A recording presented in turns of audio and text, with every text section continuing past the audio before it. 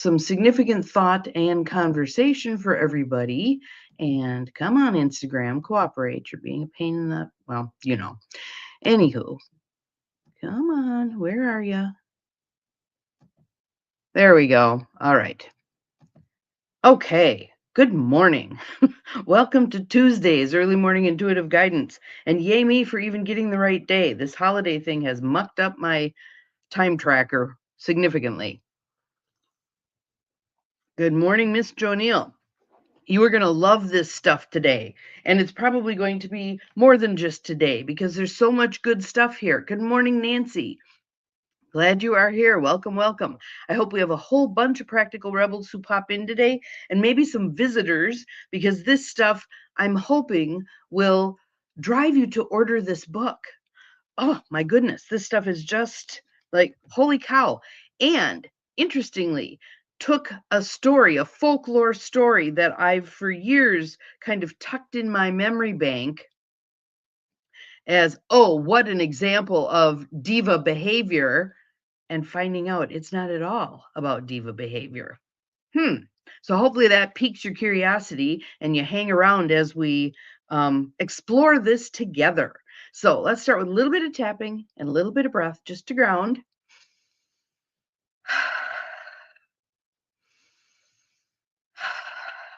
One more, because I want to jump into this. I'm so excited about this. So this is the book Decisive by Chip and Dan Heath. They're the ones who wrote the other book. Let me find it again. I'm so bad at this. It's here somewhere in the heap. Of course it is, right? And I just found out that next month is when AAUW, I think it's American Association of University Women, starts doing their book collection for their book sale that they then use the money to send young women to college. So I'm starting to clear out stacks of books because that's a great cause. That's a great cause. So anyway, Decisive. The subtitle on Decisive is Switch. Switch is the other book. How to make better choices in life and work. Wouldn't that be lovely for all of us, right? And some of us are kind of smug, thinking that, oh yeah, I'm a great decision maker. Ha ha ha. Good morning, Gwen. We're going to see just how poor of decision makers we are. So, I'm thinking about how I want to go about this best. I think I'm just gonna grab some pieces that grab me and see if they grab you, and we'll just go from there. So here's the little, and I want you to answer this question, okay? So here's a little vignette. Let's see what you think. Shannon, the head of a small consulting firm, is agonizing about whether or not to fire Clive, her IT director. Good morning, Barb. Glad you're here. Over the past year, Clive has consistently failed to do more than the minimum required of him. He's not without his talents. He's intelligent and has a lack for improvising cheap solutions to technical problems, but he rarely takes any initiative. Worse, his attitude is poor. In meetings, he's often critical of other people's ideas, sometimes caustically so. Unfortunately, losing Clive would cause problems in the short term. He understands how to maintain the company's database of clients better than anyone else. What would you advise her to do? Should she fire him or not? So think about that. Come up with your answer. We've got 4 of you on here. I'm going to push you a little further. Put it in the feed. Would you advise her to fire Clive or keep him? Should she fire him or not? I want to see what you say. So it says, if you reflect on the past few seconds of your mental activity answering that question, should she fire Clive or not, it's astonishing as how quickly your opinion started to form. Most of us reflecting on the Clive situation feel like we already know enough to start offering advice. Maybe you'd advise Shannon to fire Clive, or maybe you'd encourage her to give him another chance. But chances are you didn't feel flummoxed in terms of making a decision, right? The research that this particular thing involved, The researcher describes the ease with which we draw conclusions. The normal state of your mind is that you have intuitive feelings and opinions about almost everything that comes your way. You like or dislike people long before you know much about them. You trust or distrust strangers without knowing why. You feel that an enterprise is bound to succeed without analyzing it. We have a tendency to believe that what we see is all there is, or what we feel is all there is. He calls this the spotlight effect. So it's shining on one little aspect. So in this case, the Clive example is a spotlight effect. When we're offered information about Clive, he does only the bare minimum, he doesn't take initiative, he has a poor attitude, and his boss might fire him. We find it very easy to take that readily available set of information and start drawing conclusions. But of course, the spotlight only lights a spot. That's important. A spotlight only lights a spot. Everything outside of it is obscured. So in Clive's situation, we don't immediately think to ask a lot of obvious questions. There we go. I'd work with it on time limitations. For instance, rather than fire Clive, why not change his role to match up better with his strengths? After all, he's good at improvising cheap solutions. Or maybe Clive could be matched with a mentor who'd help him set more ambitious goals and deliver less scathing criticism. Furthermore, what if we dug deeper and discovered that Clive's colleagues adore his crusty, straight talking ways? Maybe he's the IT version of Dr. House. And what makes us think that Shannon's take on Clive is impeccably accurate? What if she's a terrible manager? All this stuff that we paid no attention to, yet we made a decision. So these guys are actually studying business decisions, and it's amazing. So this little blurb here, um,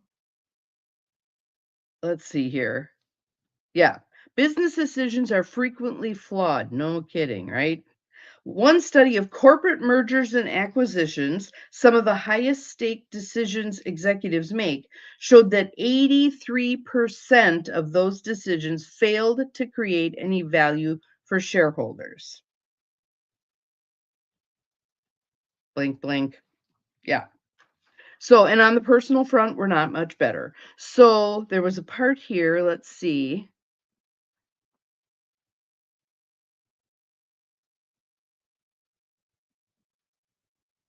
Yes, where they're talking about this particular study I thought was interesting because this is some flack that I've heard with regard to way back in the day, with regard to psychology versus hard science. If we can't put our trust in our guts, then what can we trust? Many business people put their faith in careful analysis.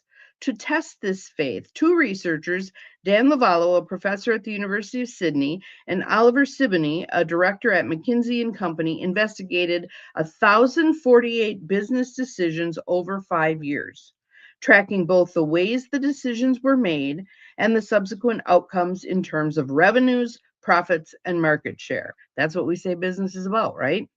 The decisions were important ones, such as whether or not to launch a new product or service, change the structure of the organization, enter a new country, or acquire another firm.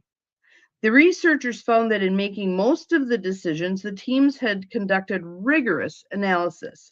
They'd compiled thorough financial models and assessed how investors might react to their plans.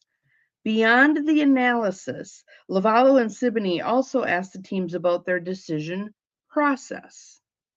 The softer, less analytical side of decisions. Had the team explicitly discussed what was still uncertain about the decision? Did they include perspectives that contradicted the senior executive's point of view? This is an important one. We need somebody at the table who's a naysayer. Do they drive us nuts and irritate us? Yes, but we need them. In order to make good decisions, we need them. Did they elicit participation from a range of people who had different views of the decision? When the researchers compared whether process or analysis was more important in producing good decisions, those that increased revenues, profits, and market share, they found that process mattered more than analysis by a factor of 6. Holy cow, you guys. Holy cow. Exactly, exactly. There's all of this kinds of stuff. And that's why several companies out on the West Coast back in the day came up with unique ways to get people out of their box of thinking and try different things. So they'd put a gym in their business, or they'd have beds for people to sleep in, or they'd have a walking track so that you could walk and think and feel at the same time. They tried all kinds of ways to provoke a plethora of potential outcomes and thought processes, etc. Process mattered more than analysis by a factor of 6. Often a good process led to better analysis, for instance, by ferreting out our faulty logic. But the reverse was not true. Superb analysis is useless unless the decision process gives it a fair hearing. So let's see what else I can say about that. Dan Lavallo says that when he talks about process with corporate leaders, they are skeptical. They tend not to believe that the soft stuff matters more than the hard stuff. They don't spend very much time on it. Everybody thinks they know how to do this stuff, but the ones who do pay attention reap the rewards. A better decision process substantially improves the results of the decisions as well as the financial returns associated with them. And if you think that this doesn't hold for our personal decisions, yeah. So, why a process? Because understanding our shortcomings is not enough to fix them. We can know what's wrong all the time. We can know it. How many people have struggles with weight and they know what to do? They don't do it, right? Most of us rarely use a process for thinking through important decisions like whether to fire Clive, or whether to relocate for a new job, or how to handle our frail elderly parents. The only decision-making process in wide circulation is the pros and cons list. The advantage of this approach is that it's deliberate.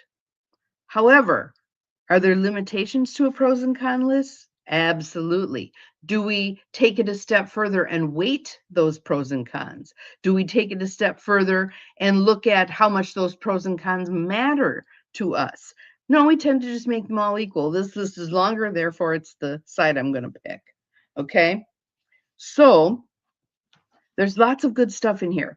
What I want to plant as a seed for tomorrow is the 4 villains of decision making. What are the things that we do that get us in trouble? And I'll hold on to that particular section because I think that would be fun stuff to share. But I thought these were funny too. So this is Vitaly Skylarov, Minister of Power and Electrification in the Ukraine, 2 months before the Chernobyl accident. The odds of a meltdown are 1 in 10,000 years. Yep. Here's Harry Warner from Warner Brothers Studios in 1927. Who the hell wants to hear actors talk? And here is William Orton, president of Western Union Telegraph, rejecting an opportunity to purchase Alexander Graham Bell's patent on the telephone. What use could this company make of an electrical toy? So, here are the 4 villains. There's 4 steps to normal decision-making process. You encounter a choice circumstance, you analyze your options, you make a choice, and then you live with it. Here's where the villains pop in. You encounter a choice, but narrow framing makes you miss options. Usually we pose it as either or. Do I do this or that? There's no and. So you can't have more than 2 options in that situation. You analyze your options, but the confirmation bias that we all have leads us to gather just self-serving information. So we ask the people for their opinion who are going to agree with us. We don't ask the people who we know will disagree with us. We want those disagreeable people at the table, poking holes in everything we come up with so that we think it through more deeply. It ain't fun, but it's valuable. Third step is you make a choice, but short term emotion will often tempt you to make the wrong one. Some choices are far more palatable than other choices, are they not? So we tend to go with that, right? And then you live with it. But you'll often be overconfident about how the future will unfold. There's a part in here where they're asking executives, and I loved the way they figured this out. They asked CEOs of companies how confident they were in their decision making process, and they were wildly overconfident in their decision making process. And they looked at how much ego was involved in making those decisions. Do you know how they decided to measure ego?